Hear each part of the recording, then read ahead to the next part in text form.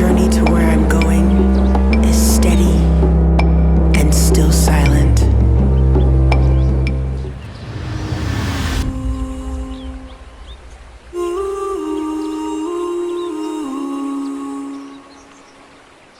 Hello. Ada vlog එක ගාලේ.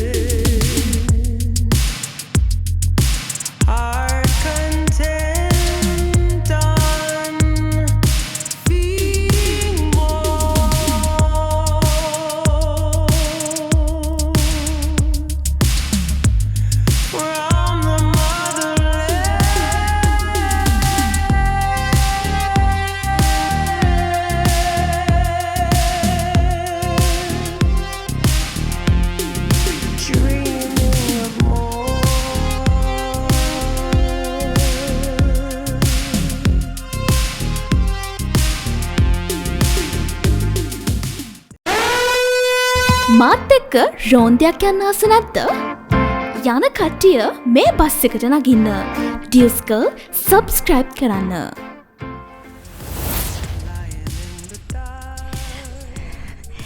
ළමයි අපි ගාල්ලට ආපු වෙලාවේ අන්න අපි ගාලු කටුව බලන්න ආවා. දැන් අපි ඉන්නේ සඳු ගැලරියේ. මේ මොකද?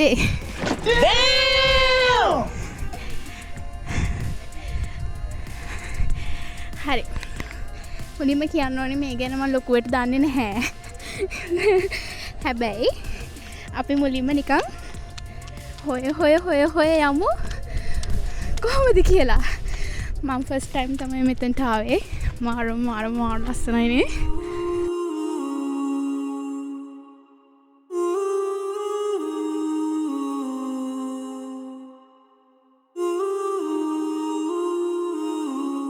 සන්සෙට් එක බලන්න තියෙනවා නම් මාරම ලස්සනයි.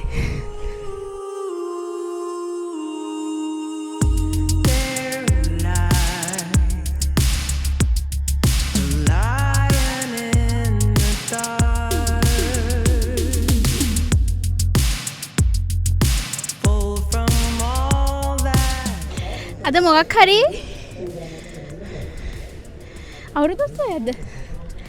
මොකක් හරි උත්සවයක් අද තියෙනවා. මේක මාරම ලස්සනයි. ඇත්තටම මාර ලස්සනයි. යන්දර පැත්තට.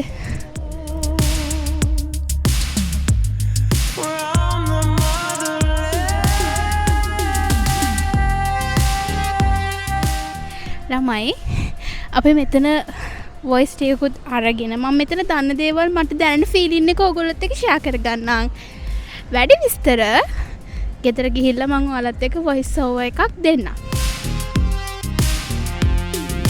උත්තරීතර ශ්‍රී ලංකා ජනරජයේ රාජ්‍ය යටතේ හැදී වැඩි මෑත කාලයේ අප රටෙන් වෙන්ව වෙනත් රාජ්‍යයක් ලෙස අභිෂේක ලැබූ දකුණු රටේ අගනගරයට ඩියුස් අපගේ සම්ප්‍රාප්තියයි මේ. නැහැ ළමයි. ගාල්ල කියන්නේ අප රටේ අපිටම අයිති ලස්සන නගරයක්. එකට කවදාවත් අපෙන් වෙන් බෑ හොඳද? මේක මං හිතන්නේ වෙඩි බෙහෙත් ගබඩා කරපු තැනක් වෙන්න ඕනේ. මේ තියෙන්නේ වෙඩි බෙහෙත් ගබඩා කරපු ශාලාව වහල.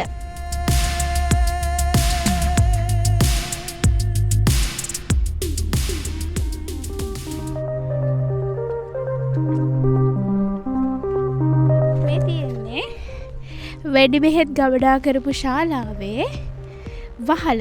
වෙඩි බෙහෙත් ශාලා අංක 1.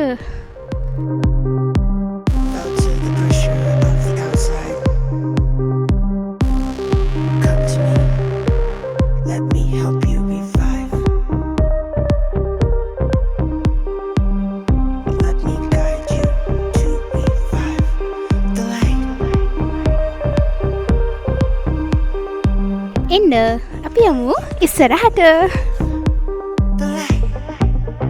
දැන් තමයි ෆොටෝස් අවස්ථාව. මේ විදිහට ෆොටෝස් ගන්නත් ඔයාලට පුළුවන්.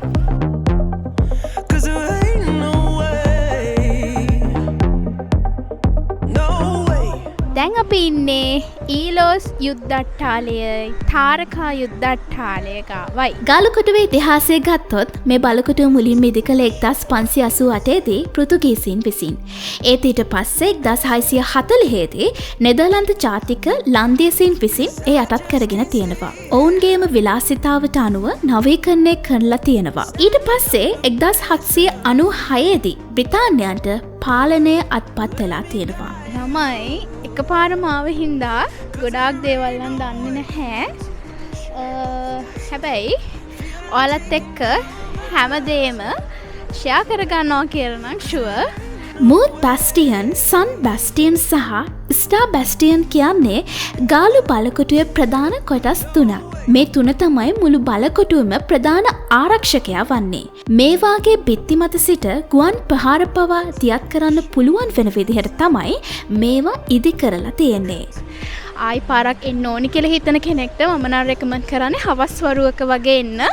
4:00 පස්සේ 5න් පස්සේ වගේ එනවා නම් ඔයාලට ලස්සන view එකක් බලා ගන්න පුළුවන් මෙතන.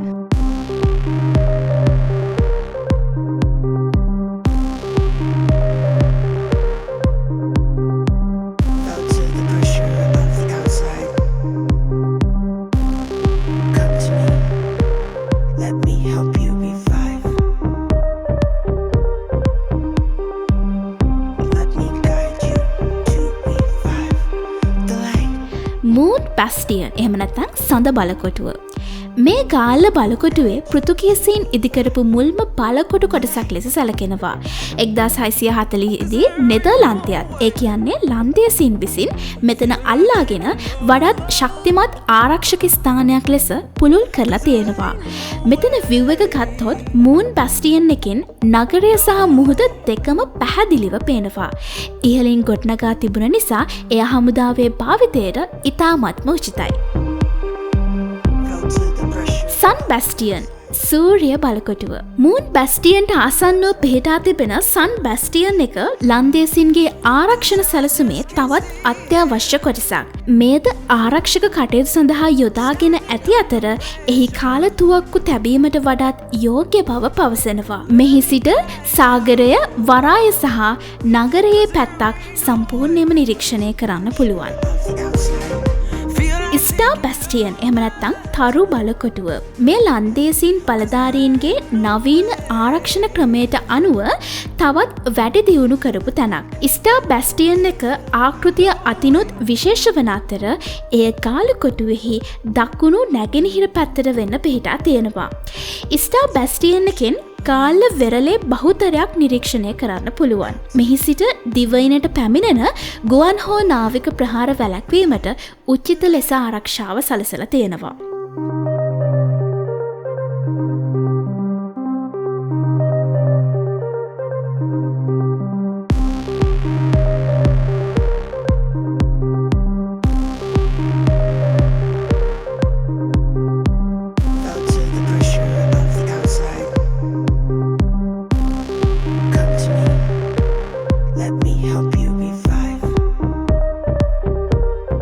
නෙදර්ලන්ත ගෘහ නිර්මාණ ශිල්පී ශෛලය මෙතනදි වැඩිපුර දැකගන්න තියෙනවා. ඒ වගේම මේ කොටුව ඇතුළට වෙන්න පෞරාණික දේවස්ථාන, ගිලන් රෝහලක්, පාසල්, සංචාරක හෝටල්, කෞතුකාගාර සහ වාණිජ ආයතන වගේම අධිකරණ සංකීර්ණ පවා මේ වෙද්දි දැකගන්න තියෙනවා.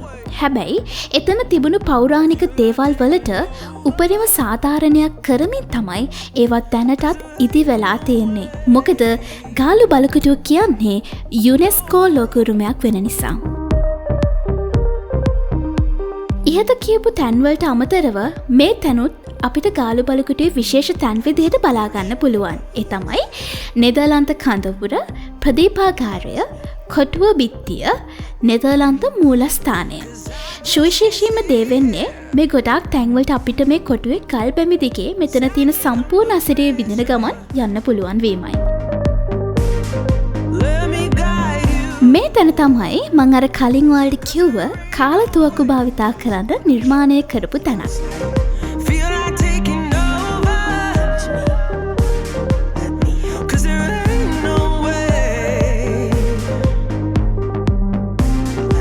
මේක බලුවට කමක් නැහැ. හැබැයි මෙතන හෝ වෙනත් තැනකදී මේ විදිහට පනින්න නම් යන්න එපා. හොඳද?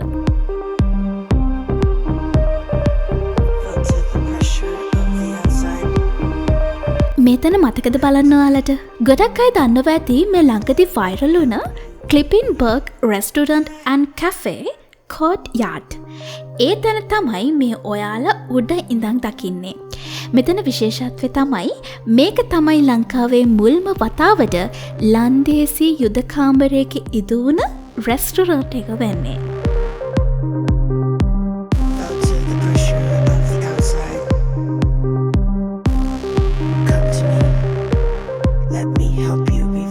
ඒ වගේම සුපුරුදු විදිහට බීච් වටේ.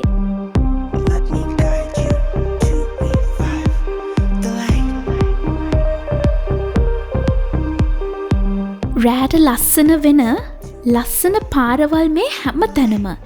ඒත් එක්කම නැකත් නැතත් වෙඩින් ෂූට් උදේට දවල්ට රෑට 3 වේලටම මෙතනට ආවම ඔයාලට බලාගන්න පුළුවන්. ගාලුකොඩ බීච් එක. මම කොහොමත් බීච් එකට ඇඩික්ට් වුණ කෙනෙක් කියලා ඔයාලා දන්නවනේ.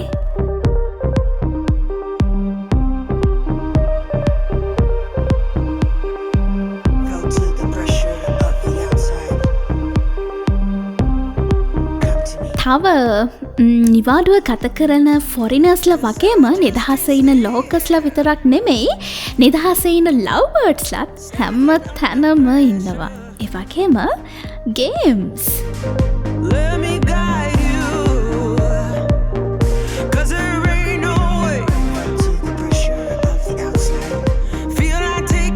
ඇත්තටම කිව්වොත් මේක එක්ස්පීරියන්ස් කරන්න මට මදි.